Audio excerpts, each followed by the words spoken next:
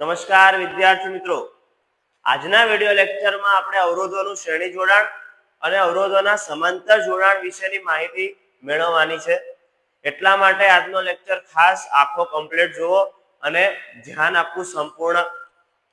સૌથી પહેલા આપણે અવરોધોનું શ્રેણી જોડાણ જોઈએ. શ્રેણી મતલબ કે અવરોધો લાઈનમાં એક સાથે ગોઠવાયેલા હશે. કેવી રીતે? તો ધ્યાન આપજો. કોઈ એક સર્કિટમાં ધારો કે અવરોધો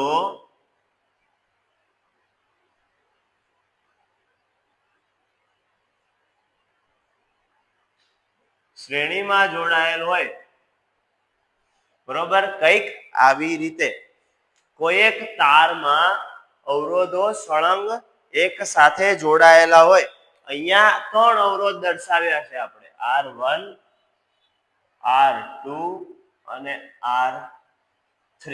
અવરોધની નિશાની R છે અને અહીંયા કેટલા અવરોધ છે? ટોટલ 3, એટલે R1 R2 અને R3. હવે આ ત્રણેય અવરોધો આવી રીતે ગોઠવાયેલા હોય તો તમારે કહેવાનું કે કેવી રીતે ગોઠવાયેલા છે? શ્રેણીમાં ગોઠવાયેલા છે. હવે તાર કેટલો છે? અહીંયા એક જ. ધ્યાનથી જોજો, તાર અહીંયા કેટલો છે? એક જ તાર છે. હવે જો એક જ તાર હોય, બરોબર છે, તો વિદ્યુત પ્રવાહ પણ કેટલો વહેતો હશે? સમાન. I પણ કેટલો વહેતો હશે? એક સમાન. બરોબર, નોટ કરીને રાખીજો, નોટ કરીને.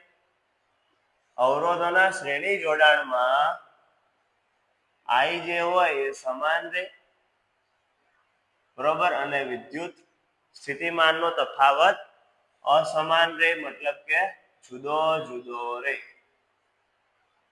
બરોબર છે. V અહીંયા કેવો હશે? ત્રણેય અવરોધો માટે અલગ અલગ. ત્રણેય અવરોધો માટે V કેવો હશે? જુદો જુદો. પહેલા અવરોધ માટે V1 હશે, બીજા અવરોધ માટે V2 હશે, ત્રીજા અવરોધ માટે V3 હશે.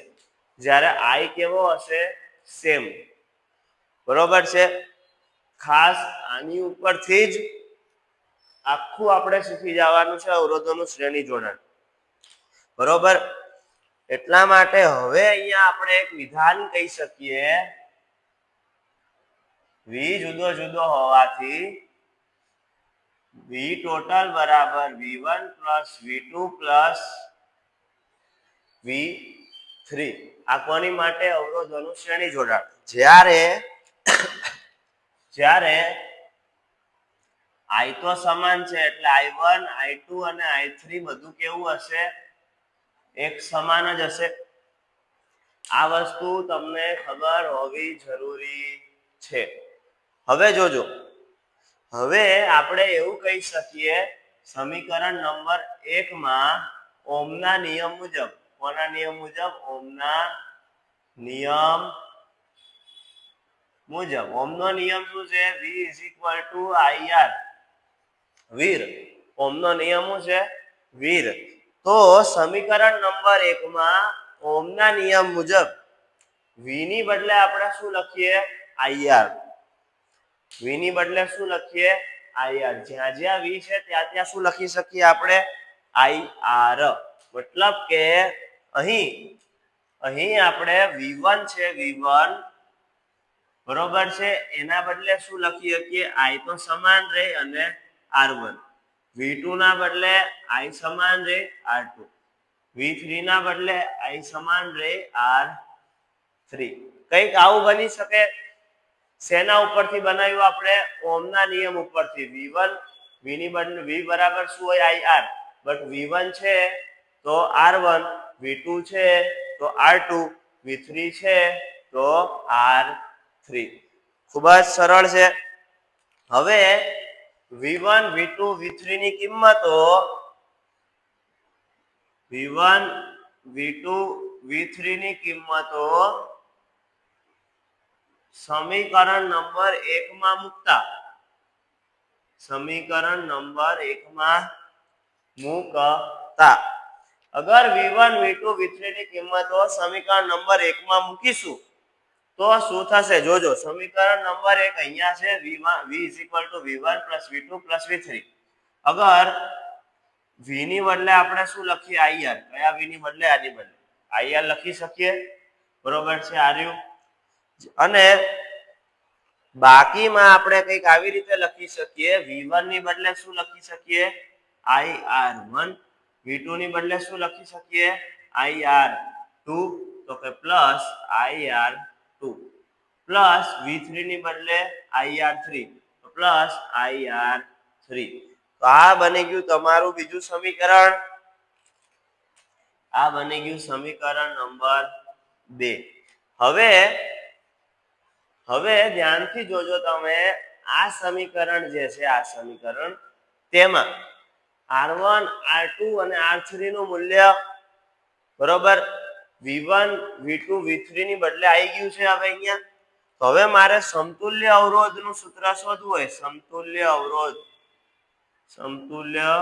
અવરોધ કોના માટે શ્રેણી માટે જો સમીકરણ નંબર 2 માં આપણે i ને કોમન કાઢી લઈએ i જુદા જુદા નથી i સમાન છે તો બધા i ને આપણે કોમન કાઢી લઈએ તો કંઈક આવું બને ir બરાબર જો બધા i ને કોમન કાઢી લઉં તો i કોમન નીકળી જાય r1 r2 r3 હવે આ શ્રેણી માટે છે શ્રેણીને ઇંગ્લિશમાં કહેવાય સિરીઝ એટલે RS કરી નાખીએ શ્રેણી માટે સમાંતર માટે આપણે પેરેલલ કહેવાય સમાંતરને ઇંગ્લિશમાં એટલે RP કરી નાખશું એટલે બંનેનું સમીકરણ અલગ અલગ ખબર પડે હવે જોજો બહારના i ને અને અંદરના i ને ઉડાડી દેવાનું બંને i જ છે તો લાસ્ટ સમીકરણ સમતુલ્ય અવરોધ માટે શું બન્યું RS બરાબર R1 R2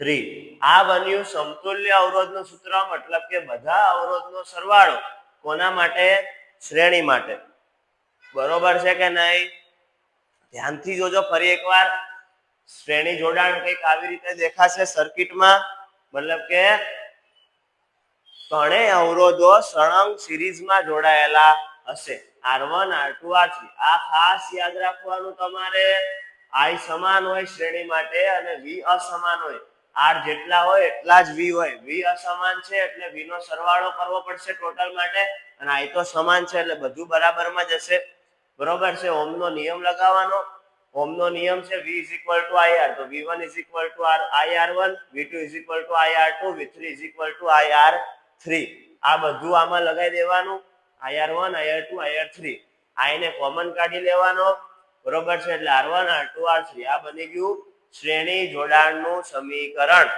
ચાલો હવે આવી જાવ સમાંતર જોડાણમાં બરોબર છે પહેલા જોઈએ કે સમાંતર જોડાણનું જે સર્કિટ હશે વિદ્યુત પરિપથ હશે એ કેવો દેખાતો હશે કઈ રીતે ખબર પડશે કે સમાંતર જોડાણ છે તો ધારો કે એક તાર હશે વાહક તાર એમાંથી એક અવરોધ જોડાયેલો હશે બરોબર છે અને આ જ વાહક તારમાં બીજા બે અવરોધો પણ સમાંતર જોડાયેલા હોવા જોઈએ કંઈક આવી રીતે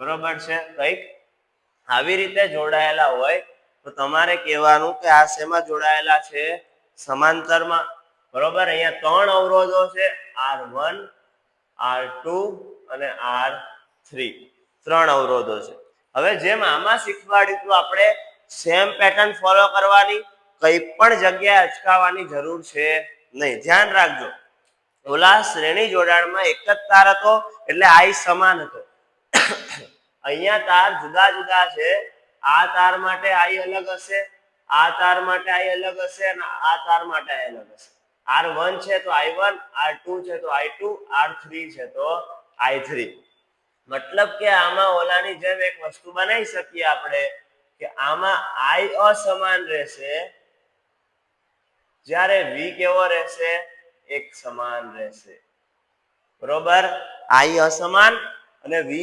સમાન હવે આની ઉપરથી જેમ ઓલામાં કર્યું હતું એમ ઓલામાં i સમાન હતો એટલે આપણે i1 બરાબર i2 બરાબર i3 બધું સમાન રાખ્યું પણ આમાં i અસમાન છે તો અહીંયા I is equal to I1 plus I2 plus I3 જેટલા R એટલા જ I.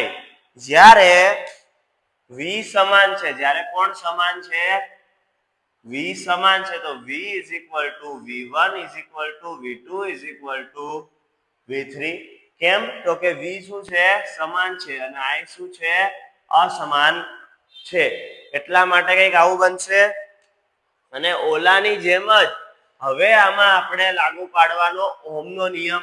સમીકરણ નંબર 1 માં ઓહમનો નિયમ લાગુ પાડવાનો. ઓહમનો નિયમ મુજબ V is equal to IR. ઓહમના નિયમ મુજબ V is equal to IR.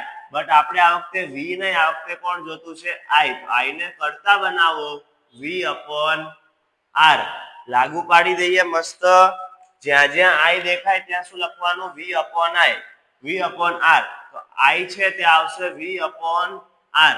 જ્યારે I1 છે, જ્યારે I1 છે એના માટે I1 ની બદલે શું લખવાનું છે આપણે? V upon R. તો I1 બરાબર V એના છેદમાં R1, I2 બરાબર V એના છેદમાં R2 અને I3 બરાબર V એના છેદમાં R3. આટલે સુધી ખબર પડી? જોજો, I અસમાન હતું એટલે I1 plus I2 plus I3 લખાયું આપણે, જ્યારે V સમાન છે. બરોબર છે. હવે I1 ની બદલે આપણે શું લખીએ કે V upon R1. એના ઉપરથી ઓહમના નિયમ ઉપરથી I2 ની બદલે V upon R2, I3 ની બદલે V upon R3. આવું કરી શકીએ. હવે આ જે કિંમતો બનાવી આપણે, આ કિંમતો I1, I2 અને I3 ની સમીકરણ નંબર 1 માં મૂકતા, આ કિંમતો સમીકરણ નંબર 1 માં મૂકવાથી જોજો ધ્યાનથી. સમીકરણ નંબર 1 I ની બદલે શું લખવાનું છે? V ના છેદમાં R. બરોબર. આ સમાંતર છે એટલે આ વાળો R હશે પેરેલલ. સમાંતરને અંગ્રેજીમાં પેરેલલ બોલાય એટલા માટે. બંને અલગ અલગ રહે એના માટે. સિરીઝમાં S, સમાંતરમાં P. બરોબર. હવે I1 ની બદલે શું લખવાનું છે આપણે? V ના છેદમાં R1. I2 ની બદલે V ના છેદમાં R2. I3 ની બદલે V ના છેદમાં R3. બરોબર. V બધા સમાન છે એટલે V ને આપણે કોમન કાઢી શકીએ. V ને કોમન કાઢીએ તો અંદર 1 ના છેદમાં R1, 1 ના છેદમાં R2, 1 ના છેદમાં R3. આવી અને આવી ઉડી જાય. બરોબર. તો લાસ્ટ સમીકરણ આપણે સમાંતર શ્રેણી માટેના સમતુલ્ય અવરોધનું સૂત્ર મળે, જે મળે RP બરાબર 1 ના છેદમાં R1 પ્લસ 1 ના છેદમાં R2 પ્લસ 1 ના છેદમાં R3. આ મળે. ત્રણેય અવરોધોનો સરવાળો કરવાનું જ્યારે કે ત્યારનું સૂત્ર. ઓલામાં શ્રેણીમાં R1 plus R2 plus R3, સમાંતરમાં 1 ના છેદમાં R1 plus 1 ના છેદમાં R2 plus 1 ના છેદમાં R3. અહીંયા V ઉડ્યો તો એટલે ઉપર કઈ ના હોય તો 1 લખવાનો અને નીચે શું લખવાનું? RP. બરોબર. P શેના માટે? તો કે સમાંતર માટે. S શેના માટે? તો કે શ્રેણી માટે. બંનેનું જુદું જુદું રહે એટલા માટે. ફરી એકવાર નજર મારો. આ વખતે I અસમાન છે, V સમાન છે. જે અસમાન હોય એનું I1 plus I2 plus I3 જેટલા અવરોધ હોય ત્યાં સુધી. 4 હોય તો 4, 5 હોય તો 5.